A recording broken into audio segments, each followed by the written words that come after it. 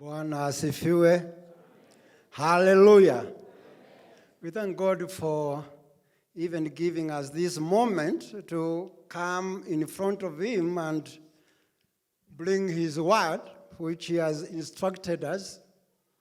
And because these things were written so that we can learn from them. And before I start, I would like to issue a new year. A year that God has prepared for us and given us His bounty, so that we can possess the year for the purpose of His service. My name, as the pastor indicated, is D.G. Kamau. I love the Lord because He has been kind, merciful in my life. Today, we start with looking at a song that God is disappointed so much about a people whom He held by His eagle's wings and brought them to Himself. And this is the song, or what we call the Song of the Vineyard. And this is found in Isaiah 5, from 1 to 7. Isaiah 5, because he is tearing down the divine defenses. He is tearing down His love. He is tearing down His presence so that you are not able to do things that you are supposed to do, because He has been disappointed with that vineyard that He prepared for His own. And these are the ones, according to NIV, 5, 1 to 7, God's disappointing vineyard. Now let me sing on to my well-beloved, a song of my love-beloved regarding His vineyard. My well-beloved has a vineyard on a very fruitful hill. He dug it up and cleared out its stones, and planted it with the choicest vine. He built a tower in its midst, and also made a winepress in it. So he expected it to bring forth the good grapes, but it brought forth wild grapes. And now, O ye inhabitants of Jerusalem and men of Judah, judge, please, between me and my vineyard. What more could I have been done to my vineyard that I have not done in it? Why then, when I expected it to bring forth good grapes, did it bring forth good grapes? And now, please, let me tell you what I will do to my vineyard. I will take away its hedges, and it shall be burned, and break down its wall, and it shall be trampled down. I will lay it waste. It shall not be pruned or dug, but there shall come up briars and thorns. I'll also command the clouds that the rain no rains on it. For the vineyard of the Lord of hosts is the house of Israel, and the men of Judah are His priests and plant. He looked for justice, but behold oppression, for righteousness, but behold a cry for help. That's the song that God is singing for His own people. He is singing for you. He is singing for me. He is asking me where I am. And largely because of many things that we are doing daily basis, that He becomes disappointed.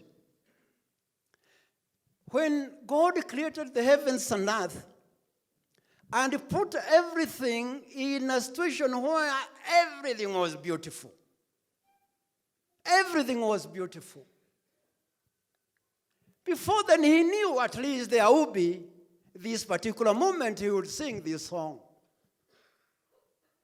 Because the people whom he identified as the people who would carry his holiness to the world will come to a point where, unfortunately, they disappoint him.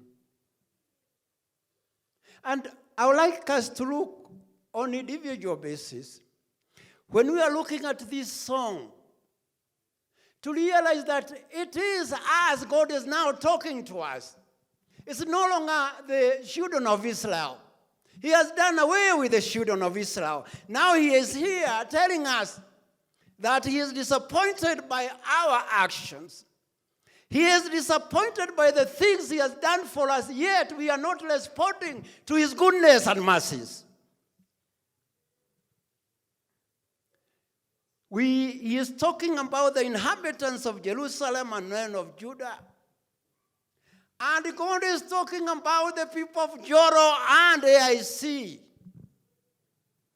Because at least of the things that we have done that are not present.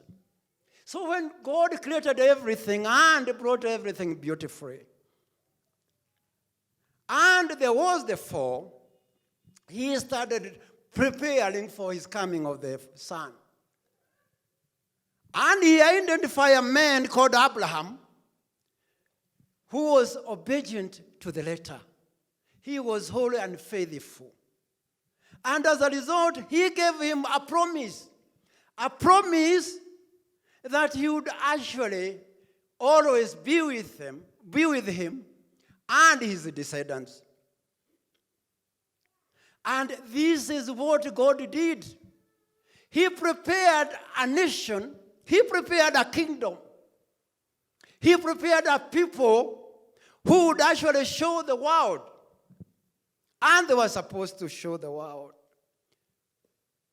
what God was, a holy one, a kind one, a merciful one. Did they meet? And when you go to Exodus 19, it is important for us to see where and why God is talking about a nation that he identified. And in Exodus 19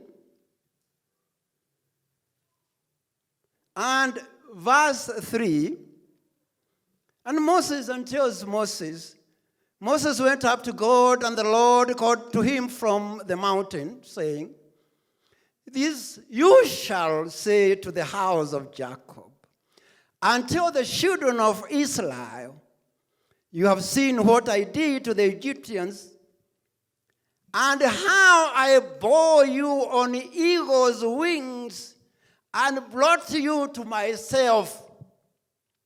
Now therefore, if you indeed obey my voice and keep my covenant, then you shall be a special treasure to me above all people. For the earth is mine. And you shall be to me a kingdom of priests and a holy nation. These are the ones which you shall speak to the children of Israel." He has given them his position. And the reason why he has chosen them, and why he destroyed Egypt for them, and why he has started with them, so that they can be the people he has brought to himself. The treasure. And he'll be carrying them. And this is exactly what he has been doing all the way from the time he fought Egyptians for them to release his people. And the most important thing here are two things. First, that God is carrying these people in his eagle's wings, and he has brought them to himself. That's the first thing, and it's very important. He has already identified them as the people he is going to walk with them. The second bit is where he says, I'm going to make them the priests, the kingdom of priests. Meaning he has already identified a people whom you like the world to actually see so that they can see his holiness, his power, and his greatness. Did they do this? Unfortunately, by the time you go to Exodus 32, these children have started sinning and beyond sinning. And even if the Lord had chosen the tribe of Israel through the trust, obedience, and the faithfulness of Abraham, now they are on their own. Remember this particular promise that God gave. And he passed it to Abraham, and then held it to Isaac, and gave it to Jacob. And the promise continues on until the Lord Jesus comes. But in between, we have prayers who have brought a lot of challenges and even annoyed God and disappointed him beyond measure.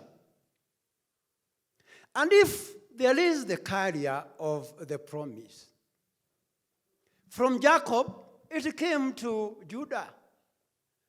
And then it went to an Ezekiel's son called Peles.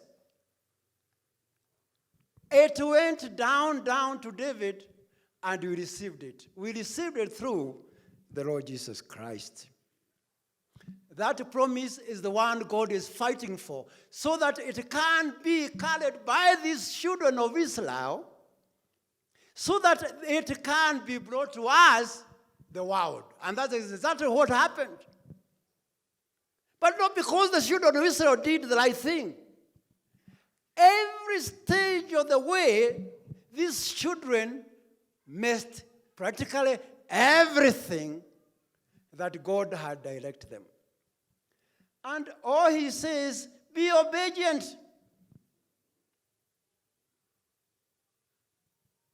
Be obedient. Do according to what I tell you, people, and you'll be strong. And even when he was giving them the 10 Commandments, it is very clear that he was shaping them in a situation where there will be a straightforward tribe, a straightforward kingdom, a straightforward people who would actually carry out the promise. And you go now to the books of the prophets. Those ones who prophesied before, and even those who prophesied after. Isaiah, Jeremiah, Ezekiel. And then you go to the 12 minor prophets. And you'll find the following. 1, disobedience beyond our understanding. Disobedience beyond our understanding. And God is telling the children of Israel, look, the situation here is, and we are going back to the vineyard, that I have prepared everything in such a situation where you never lack. And indeed, if the children of Israel were faithful to what God was telling them, there will be no other nation in the world that will be as great as Israel. Even with their sins, they are still very strong, especially the Air Force is the 4th in the world. They have the best economists in the world. They have some of the best scientists in Russia and in America. What would have happened if they listened to the voice of the Lord? They will be great. And these are the things that God is complaining about. First, disobedience of the children of Israel. Even before they crossed the Red Sea, they started complaining. Instead of going to the knees and praying to the Almighty God, they had seen what he had done to the Egyptians. They had seen what he had fought for them. He saw the 10 plagues that were placed on the Egyptians. But by the time, within a few days, they come to the sea and they start complaining as if they want to go back. And you find them complaining that at least they would have be sitting allowed pots of meat, soup, and bread. These were slaves. Do you expect them to have been eating meat? One thing is that those are the tribes the tribe which God says it is his own. My well-beloved has a vineyard. My well-beloved has a vineyard. And these are the following things.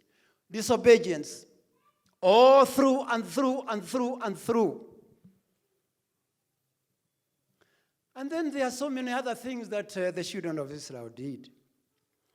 And he is saying the Lord will unleash the children of Israel.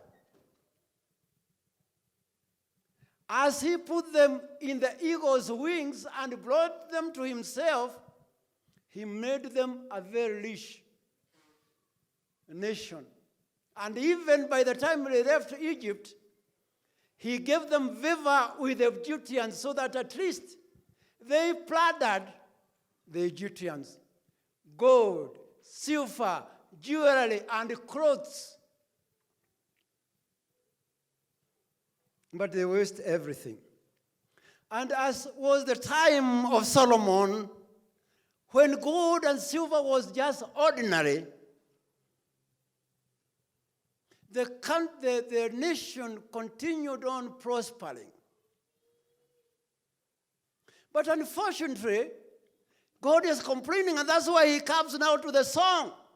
He says, and if you can go with me in Hosea 10:1, Hosea, prophet, he says about the children of Israel, how prosperous Israel is. A luxuriant vine loaded with fruit. But the richer the people get, the more pagan altars they build.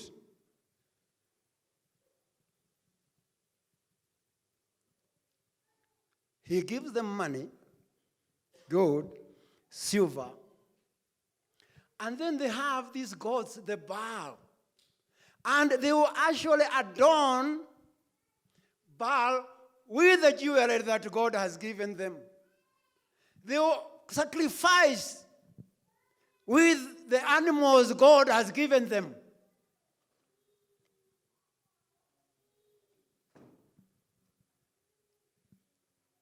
What do you expect God to do anymore? If he has pleaded with these children of Israel, he has already identified them as their treasure, as his treasure. If he has identified them as the tribe that he has carried in his eagle wings and brought them to himself, what else do you expect him to do more than he has not done?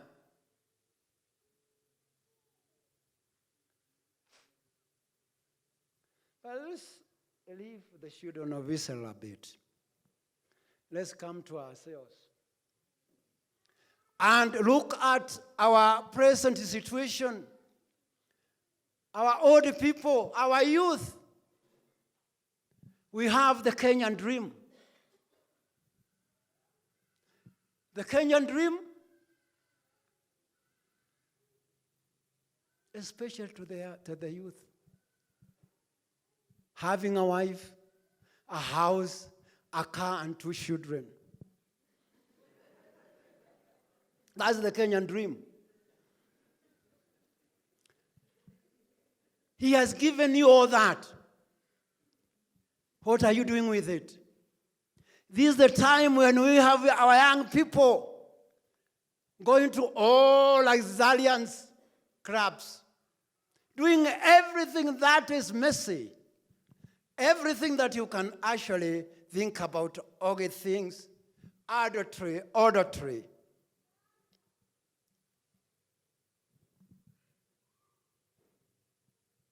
They are spoiling their dream that they have been given. Yes, the children of Israel, you can just look at them and say, what's wrong with these people? Why couldn't they see God was there with them, especially when they were walking, or at least they were in the wilderness? When they were wilderness, God's presence was always with them, through the pillars of cloud, through the pillars of light. Every time they complain about water, they are given water. Everything they complain about food, they are given the manna. What's wrong with the children of Israel? Don't look at the children of Israel now. Look at yourself and what you are doing. Because he has given you riches. And what are you doing with that riches? Some of them, some of you, some of me, or even me, are simply waste of whatever God has given us. A luxuriant vine loaded with the fruit, but the richer we get, the more pagan and paganism that we are creating to ourselves.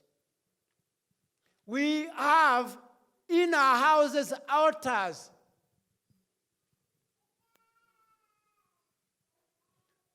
The television in your house is an altar. Your children will be an altar. But you are not creating the altar of God. What you are doing is simply diverting yourself from the goodness and mercies of the Lord. Yet he has prospered you.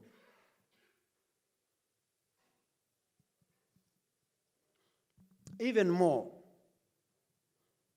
apart from making them rich, and then they will actually go dancing and doing all things to their idols, he will give them children and give them good health. What they will do with this? They will utilize the good health with mischief. And this is what Micah says in Micah 2:1. What sorrow waits who lie awake at night thinking up evil plans?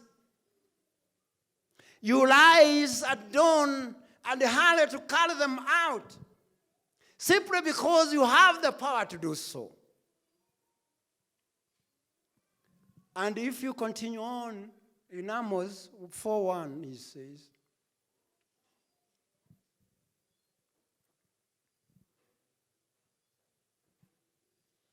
you are fattening yourselves because I've given you good health. You are just fattening yourself. And even it is interesting. And then these children you have cried for, every morning you wake up and start dumping your feet so that God can hear you. What do you do to these children? They are in the streets, some of them. Some of us have killed these children. They have put them in pain because they're outside there. Those children are ours, those in the streets. Those children who are crying every minute without food are ours. And yet, every time, once you have actually been given these children and you have thrown them away, what do you expect God to do? He will curse us. He will tear down the divine defenses because of the sins we are committed every minute, every time in our lives. You go to Jawado and see the number of old women who are bringing up children today. And you come to this project here and see the cries that they do every minute. The children have been abandoned by their parents. More so, the girls, and the girls goes to towns to have a good life. Yet you expect us not to actually be disappointed God with what we are doing. He is being disappointed every minute.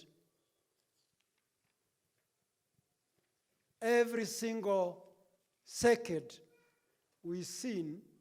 And these are the things he is giving us, and it is us who are crying to get them. Just the way the children of Israel were doing. They cried for 400 years to be rescued from slavery. And immediately they go to the wilderness. What do they say? They say, we wish if you left us in Egypt, always annoying Moses.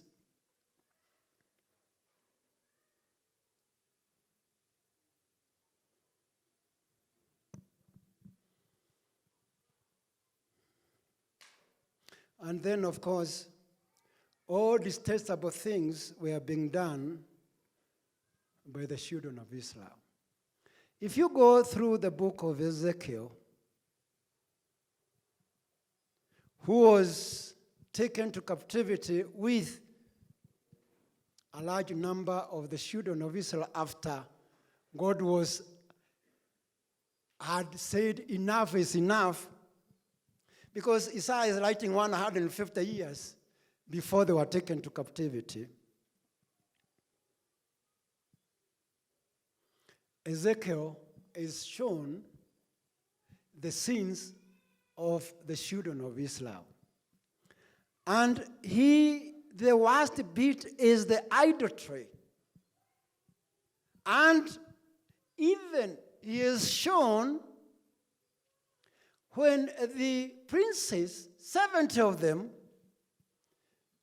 go to the temple, hide themselves in the temple of God, and pray to idols, and worship the idols.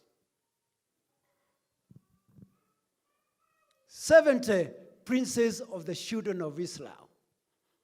How do you then expect God not to be disappointed with his vineyard? You have now gone even taking the battle to his house. And even here, next, you just go on and on in this particular chapter 5 of Isaiah. You find situation where the children of Israel is mocking God and telling him, let's see who you are. Why don't you do something?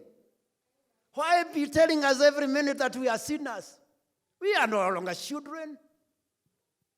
Those are the people who God bore in his eagle's wing and brought them to himself, mocking him, telling him to be man enough to bring something that they can see. And then, you know, the funny thing is, immediately the children of Israel are taken to captivity, they started crying again. God, we made a mistake. We didn't say that.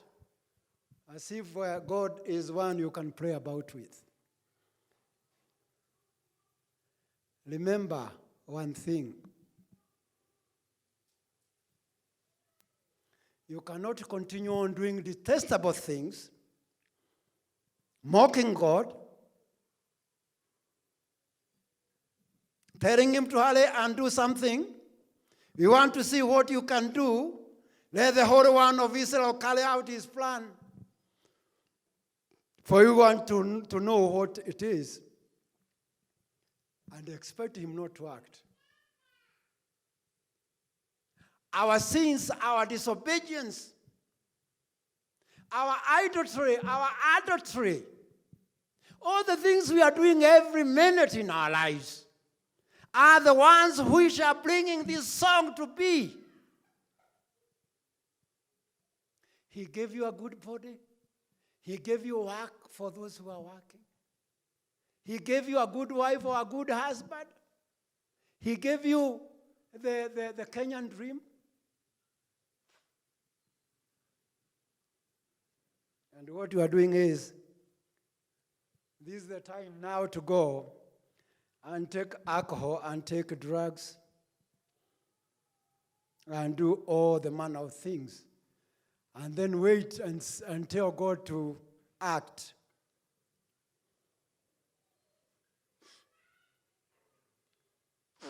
God is going to break these hedges.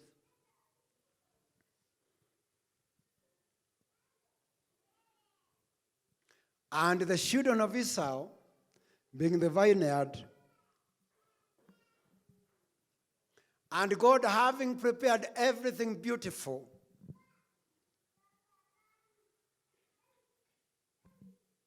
he says this, that, now let me tell you what I will do to my vineyard. I will tear down its hedges, and it will be destroyed. I'll break down its walls, and let the animals destroy it. He will make the briars and the thorns to grow in your heart.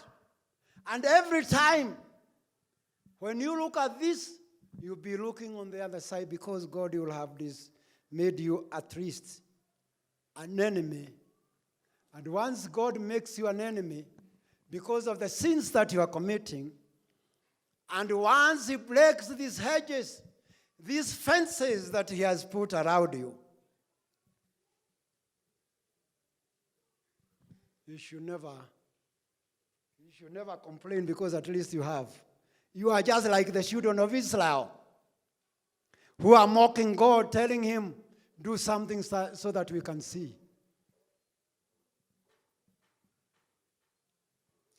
And when he breaks these hedges, remember, when Moses was crying to him, when God said, I'm going to give you an angel, because if I go with these children of Israel, I'm going to destroy them. Moses pleaded with the Lord, telling him, do not leave us, because your presence is precious to us. You give us an angel, he will be fighting for us. We know one who, during Hezekiah's time, he went and killed 185,000 of the Assyrians. But this angel will come to a point where he is not going to be able to do the things God does every day.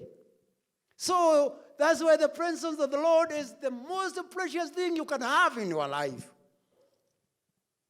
His peace and tranquility will be removed, because at least he will have broken the hedges.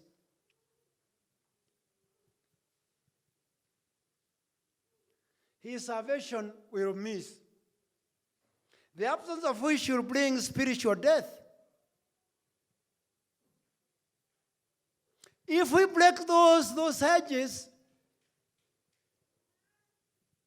you'll be thinking about the Kenyan dream, and you'll actually be seeing it 1,000 kilometers away. Because you will not even be having peace of mind. You will not have a home that is full of peace. There will be always squabbles with your wife every minute. You will be fighting with your children every minute.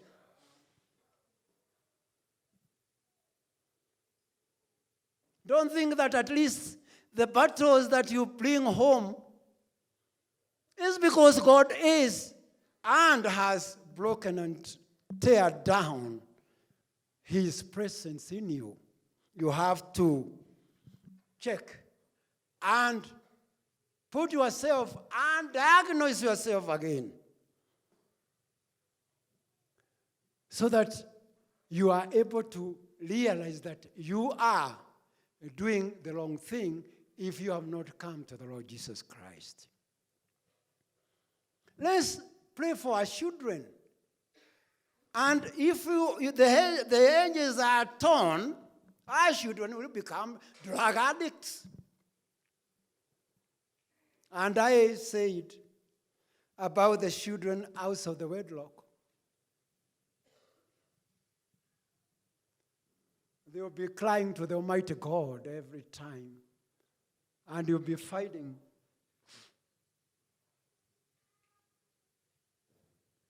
God bringing curse on you. That's why this country is full of prostitution. Money has become our God. Some of us, the children and the wife and the other things that we are doing, our riches, our vehicles, our houses, are becoming our God. Instead of us aligning ourselves with the goodness and mercies of the Lord, what we are doing is we are diverting ourselves and calling upon curses upon our lives. Let's be careful in everything that we do. When you cry for the children, cater for them. When you get riches, care for those riches, and do what God instructs. Because if you want to stay within the fences of the Lord, the hedges of the Lord, you have to listen to his voice, as he has told us in Exodus 19:3. Unless you live within the hedges of the Lord, you'll have to listen to his voice. Let's pray. Almighty and Heavenly Father, your word has come forth. We pray that your people perceive it so that they can understand your voice, so that you can carry them with your eagle wings to yourself. Bless them, hold them by your great hand, enable them to stand strong. Let the word grow in their hearts and enable them to realize your goodness and mercies in everything that they do. Indeed, you are God, indeed you are merciful, and you are going to do great things.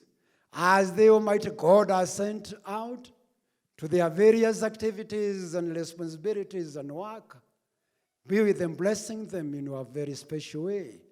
Being God, giving them peace and comfort that comes from you. Let them receive your joy and happiness. Good health, Almighty and Heavenly Father, above it all, that very special protection. Do not remove your hedge on these ones who are here. Do not, Almighty God, tear your fences. Surround them with your goodness and enable them to stand strong, and enable their children to be blessed, their families to be blessed, everything they do be blessed, because indeed you are God, indeed you are care, and because in every way you are the good, merciful, and kind God. May your name be placed on high, knowing that you are God in everything that we do, because we pray in the very mighty name of our Lord Jesus Christ, our Lord and Savior. Amen and amen. Thank you. Thank you.